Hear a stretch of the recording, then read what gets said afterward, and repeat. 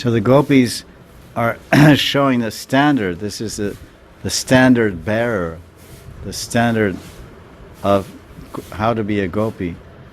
They left aside all so-called friends, society, and love and ran to Krishna. So imagine, this is what it takes to be a gopi. To be a gopi and to be fully accepted and embraced by Krishna, we must come some lifetime, sometime, whenever, however, come to that stage where we can leave aside all, quote-unquote, so-called friends, society, and love. And Krishna will be our complete enjoyer. No one else will enjoy us, and we will not enjoy anyone else. Krishna will find his pleasure and happiness in enjoying us, and our greatest pleasure and happiness will come from being enjoyed by Krishna. Used by Krishna, abused by Krishna, ignored by Krishna, or loved by Krishna. The gopis are warning, do you know who you're going to love? You're trying to love a very unpredictable person. And you're trying to love a very any woman, she wants to marry a husband who's faithful, dependable. And Krishna's not faithful. He's not dependable.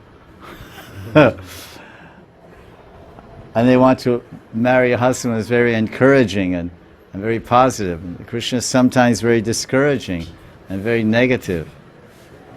And they want to marry a very friendly and kind-hearted and gentle husband. But Krishna sometimes is very mean and nasty and ignores us and doesn't even pay attention or even care. It seems like you don't even care about me. Sometimes the wives complain or the husbands complain. You don't care about me. So sometimes Krishna if he deals like that with the Braja Gopis, we expect to have a lighter treatment. We expect to have an easier road. Oh no, I'm cool, don't bother me. Don't pick on me. Pick on the gopis, but not me. Leave me on easy street. Gopis, they suffer a lot. Leaving aside, so now let us be everlastingly enjoyed by you. Can you imagine having such a pure mind and heart? You can stand before your favorite form of Krishna. Say, Krishna, from this day forward, I surrender to you unequivocally without any reservation. Now, you everlastingly let you enjoy me. Everything for you. This is gopis. Be our proprietor, our controller, our owner, for that is your natural claim. And be our supreme friend, for you are naturally so. Let us thus embrace you as the supreme beloved.